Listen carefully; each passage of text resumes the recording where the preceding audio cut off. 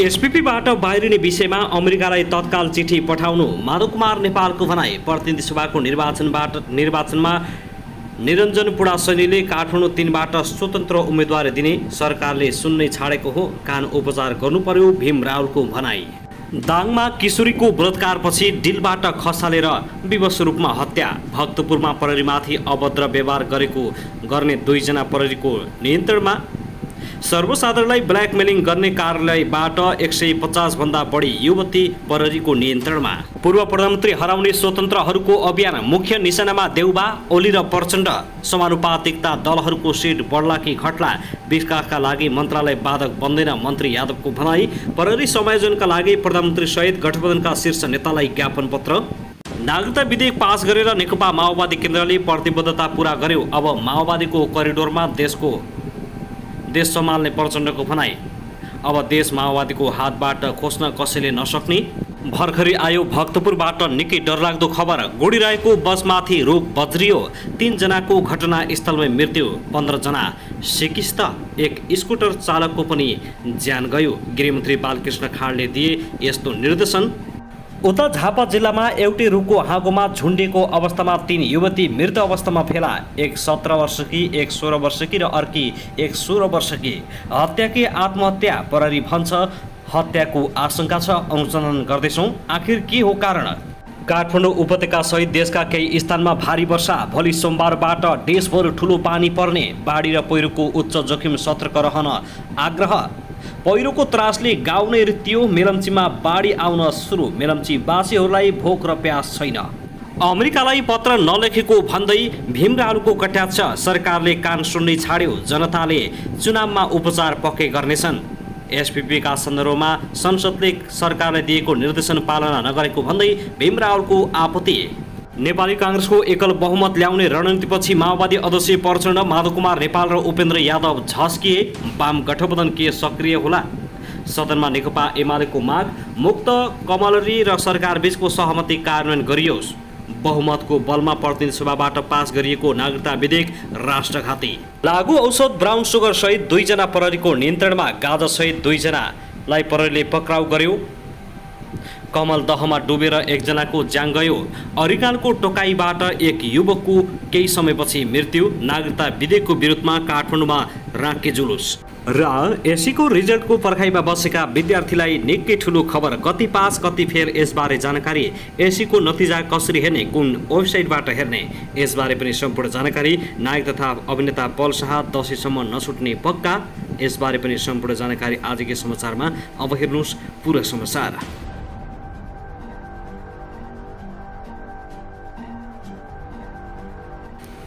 दर्शकबिन नमस्कार। YouTube channel Nepali खबर मिडियामा तपाईहरूलाई हार्दिक स्वागत छ। यदि हाम्रो च्यानललाई अहिलेसम्म सब्स्क्राइब गर्नुभएको छैन भने सब्स्क्राइब गरी नजिक रहेको बेल आइकनलाई दबाई हामीसँग जोडिनुहोला। दर्शकबिन सदाझै आज पनि हामी तपाईहरु माझ देशभरका विभिन्न खबरका साथ उपस्थित भइसकेका छौँ। यो भिडियोलाई अन्तिमसम्म हेरी हाम्रो साथ दिनुहोला।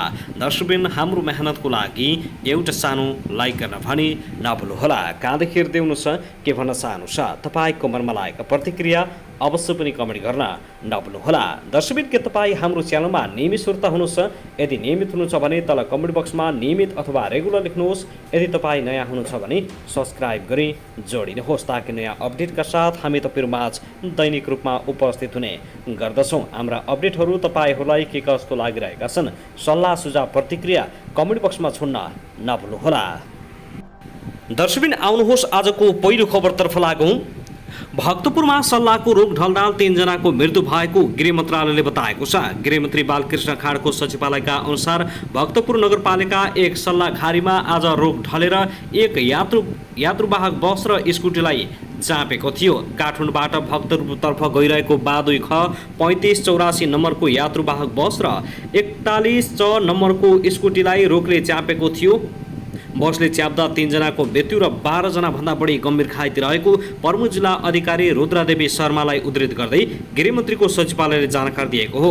घाइतेहरूलाई भक्तपुरमा रहेका युवामुरा अस्पताल र भक्तपुर अन्तर्राष्ट्रिय अस्पतालमा उपचार गराइरहेको छ। मृत्यु भएका 3 जना मध्ये 1 जनाको शनाखत भएको र 2 जनाको शनाखत हुन नसकेको पर्जुवा शर्माले जानकारी दिएका छन्। विशेष खर्जुवाको शनाखत भएको गिरिएको भनाइ छ। नेपाली सेनाले ढलेको रोग हटाउने काम गरिरहेको छ। यसैबीच गृहमन्त्री बालकृष्ण खानले भक्तपुरका प्रमुख जिल्ला अधिकारी रुद्रादेवी शर्मा र जिल्ला स्थित सुरक्षा निकायका प्रमुखलाई घाइतेको उपचार र सडकमा ढलेको रोग पञ्चाई सवारी साधन पुनः सञ्चारमा ल्याउने व्यवस्था मिलाउन निर्देशन दिएका छन्। दर्शकबिन त्यसैगरी आउनुहोस् अब अर्को खबरतर्फ लागौँ। पूर्व प्रधानमन्त्री तथा नेकपा एकीकृत समाजवादीका अध्यक्ष माधव कुमार नेपालले स्टेट पार्टनरसिप प्रोग्राम एसपीपीमा सहभागी नहुने विषयमा अमेरिकालाई तत्काल चिठी पठाउन प्रधानमन्त्री शेरबहादुर देउवा समक्ष माग गरेका छन्। पुष्पलाल मित्रता केन्द्रले आयोजना गरेको आज आइतबारको कार्यक्रममा अध्यक्ष नेपालले नेकपा माओवादी केन्द्रका अध्यक्ष पुष्पकमल दाहाल र आफूले प्रधानमन्त्री देउवालाई तत्कालै पत्र लेख्ने भनेको बताएका छन्। अस्ति प्रचण्डजी र मैले प्रधानमन्त्री शेरबहादुर देउवालाई तुरुन्तै चिठी पठाउन भनेका छौँ। नेपालले भने त्यसमा ढिलो ढाला हुने काम नहोस् भनेका छौँ। यो विषयमा जनताहरूबाट पनि आवाज उठ्नुपर्छ, जनता सजग हुनुपर्छ। राष्ट्रियताको रक्षा जनताले गर्ने हो। गत असार 6 गतेको मन्त्री परिषदको बैठकले एसपीपीमा नेपाल सहभागी नहुने निर्णय गरे पनि त्यस सम्बन्धी अमेरिकालाई औपचारिक रूपमा जानकारी गराएको छैन। एसपीपीमा नेपाल सहभागी हुन नहुने भन्दै संसद र बाहिर पनि व्यापक विरोधपछि सरकारले यस्तो निर्णय गरेको थियो। त्यसैगरी आउनुहोस् अब अर्को खबरतर्फ लागौँ। नेकपा एमालेका सांसद भीम रावले एसपीपीका सन्दर्भमा संसदले सरकारले दिएको निर्देशन पालना नगरेको भन्दै आपत्ति जनाएका छन्। प्रतिनिधि सभाको आज आइतबारको बैठकमा उनले एसपीपी कार्यान्वयन नगर्ने सरकारको निर्णय अमेरिकी सरकारलाई नपठाएको जानकारी सदनलाई गराउन निर्देशन दिएको 5 दिन पुग्दा पनि सरकारले कुनै जानकारी नगराएको भन्दै गम्भीर आपत्ति जनाएका हुन्। एसपीपीबारे संसद र संसदीय समितिको निर्देशनलाई सरकारले सुने पनि नसुने झैँ गरेको उनको भनाइ छ। उनले सदनको निर्देशन नमान्ने सरकार देशमा छ कि छैन या त अन्त्य कतै गयो भन्दै प्रश्न गरेका छन्। त्यस्तै उनले भारतले सेनाका लागि ल्याएको नयाँ योजना अग्निपथ योजनामा गोर्खा सैनिक भर्ती गर्न नहुने र सरकारले यस विषयमा गम्भीरता देखाउनुपर्ने सुझाव दिएका छन्। दर्शकबिन त्यसैगरी आउनुहोस् अर्को दुःखद खबरतर्फ लागौँ। अर्घाखाँची घर भएर दाङ स्थित मामा घर आएकी 3.5 वर्षीय बालिका बलात्कृत भएका छिन्। जिल्लाको बबई गाउँपालिका 4 खैरभट्टी स्थित मामा घर आएकी ती बालिकालाई स्थानीय 14 वर्षीय किशोरले शनिबार दिउँसो बलात्कार गरेका हुन्। पीडित बालिकाको नेपालगञ्जमा उपचार भइरहेको इलाका प्रहरी कार्यालय तुलसीपुरका प्रमुख डीएसपी श्याम अर्यालले जानकारी दिएका छन्।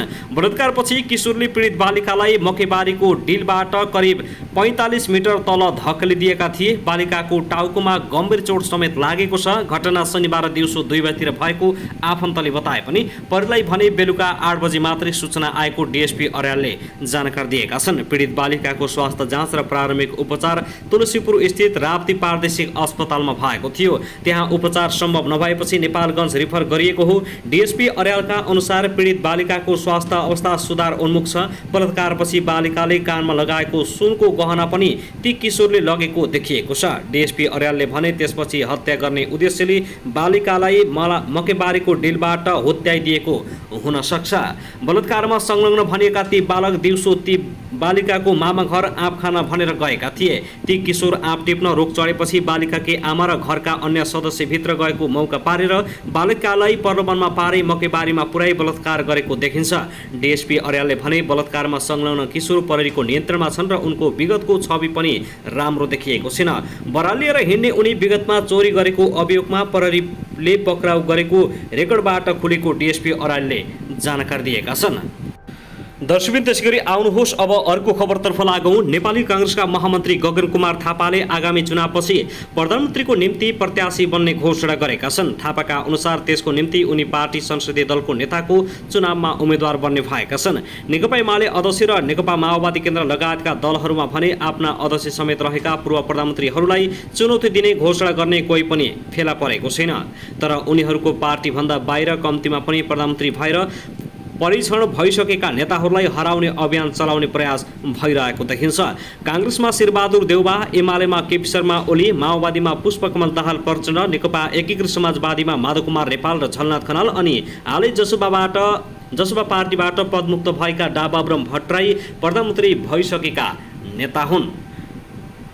गुल्मीका युवा सागर ढकालले देउबालाई चुनौती दिँदै डडेलधुराबाट उम्मेदवारी दिने घोषणा गरेका छन्। बीबीसीको साझा सवाल कार्यक्रममा सहभागीको रूपमा प्रधानमन्त्री देउबालाई आक्रोशित तुल्याउने गरी प्रश्न सोधेपछि उनी चर्चामा आएका थिए। उनले हजुरबुबा पुस्तालाई आराम दिनुपर्ने अभियान चलाइरहेका छन्। त्यसको निम्ति 165 वटै निर्वाचन क्षेत्रमा 40 वर्षभन्दा कम उमेरका उम्मेदवारको खोजी भइरहेको बताएका छन्। आगामी निर्वाचनपछि 40 वर्ष नपुगेकालाई प्रधानमन्त्री बनाउने उनको समूहको अभियान हो। राजनीतिक विश्लेषक पुरञ्जन आचार्यलाई भने त्यसमा विश्वास लागेको छैन। उनी उमेरले मात्र युवा नहुने बताउँदै प्रश्न गर्छन्, 40 वर्ष मुनिकाले देश परिवर्तन गर्ने माथिकोले नगर्ने कुरामा म विश्वास गर्दिन। पुरानै अनुहार दोहोरिरहने प्रचलनप्रति दलभित्र र मतदाताहरूमा पनि असन्तुष्टि रहेको पाइन्छ, तर बलियो विकल्प देखिने गरेका छैनन्। पछिल्लो समयमा स्वतन्त्र उम्मेदवारहरू धेरै उठेका छन्। बुढा नेताहरूलाई पाखा लगाउने र आराम गर्न लगाउने भन्दै रवि लामिछाने पनि चुनावको लागि भिड्दैछन्। यस विषयमा पनि आगामी निर्वाचनपछि के परिणाम आउँछ पक्कै पनि थाहा हुनेछ। स्वतन्त्र उम्मेदवारहरू धमाधम उठ्न थालेपछि राजनीतिका यी बुढा नेताहरूको होस उड्न थालेको छ। त्यसैगरी आउनुहोस् अब अर्को खबरतर्फ लागौँ। झापामा 3 जना किशोरीहरू झुन्डिएको अवस्थामा मृत फेला परेका छन्। जिल्ला प्रहरी कार्यालय झापाका डीएसपी वसन्त पाठकका अनुसार कञ्चन कवल गाउँपालिकामा 3 जना किशोरी एउटै रुखको हाँगामा झुन्डिएको अवस्थामा मृत फेला परेका हुन्। कञ्चन कवल गाउँपालिका 5 स्थित पाठामारीको बल्ले गाउँ स्थित सुनकोशी चिया बगानका मजदुर रहेका उनीहरू बयरको रुखमा झुन्डिएको अवस्थामा मृत फेला परेको बताइएको छ। झुन्डेको अवस्थामा भेटिएकाहरूमा कञ्चन कवल 5 निवासी पञ्चम गणेशकी 16 वर्षीय छोरी करिना, पुवालु गणेशकी 17 वर्षीय छोरी अञ्जली र बिरबल गणेशकी 16 वर्षीय छोरी कल्पना रहेका छन्। उनीहरूलाई आइतबार बिहान 7:30 बजे सामूहिक रूपमा झुन्डेको अवस्थामा स्थानीयवासीहरूले देखेपछि प्रहरी बोलाएका थिए। उनीहरूले सामूहिक आत्महत्या गरेको हुन सक्ने प्रहरीको अनुमान छ र यसमा केही शङ्कास्पद पनि देखिएको प्रहरीले बताएको छ। अनुसन्धानपछि पक्कै थाहा हुने जानकारी दिएको छ। दर्शकबिन त्यसगरी आउनुहोस् अब अर्को खबरतर्फ लागौँ। ठगी गरेको आरोपमा प्रहरीले रूपन्देहीको तिलोत्तमा नगरपालिका वडा नम्बर 2 मा रहेको ब्लू स्काई कल सेन्टरमा छापा मारेर 7 सञ्चालकसहित 150 युवा युवतीलाई पक्रेको छ। जानकी नगरमा 3 वटा फ्ल्याट भाडामा लिए कार्यालय नै राखेर सर्वसाधारणलाई म्यासेज पठाई ट्र्यापमा पारेको प्रहरी अनुसन्धानबाट भेटिएपछि उनीहरूलाई पक्राउ गरी अनुसन्धान थालिएको प्रहरीले जनाएको हो। विदेशी नागरिकहरूको लगानीमा खोलिएको यस कार्यालयबाट सर्वसाधारणको मोबाइलमा व्हाट्सएप र फेसबुकमा चिट्टा पर्यो भन्दै म्यासेज पठाउने, अश्लील सन्देश पठाउने र ठगी गर्ने गरेको प्रारम्भिक अनुसन्धानका क्रममा पाइएको इलाका प्रहरी कार्यालय बुटोलका प्रमुख प्रहरी नायब उपरीक्षक ठगबहादुर केसीले बताएका छन्। पक्राउ पर्ने युवा भने कार्यालयका कर्मचारी हुन्। उनीहरूले आफूहरू जब लिङ्क भन्ने संस्था मार्फत यहाँ काममा आएको बताएका छन्।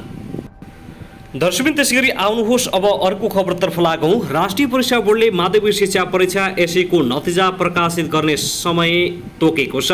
बोर्डले यही साउन दोस्रो साता अर्थात् पर्सि 10 गते नतिजा प्रकाशित गर्ने जनाएको हो। बोर्डले यसअघि असार मसन्तभित्र नतिजा प्रकाशन गर्ने बताएको थियो। त्यसपछि पनि सबै प्रक्रिया पुरा नभएको भन्दै बोर्डले साउनको पहिलो हप्ताभित्रै नतिजा प्रकाशन गर्ने भागका राखेको थियो।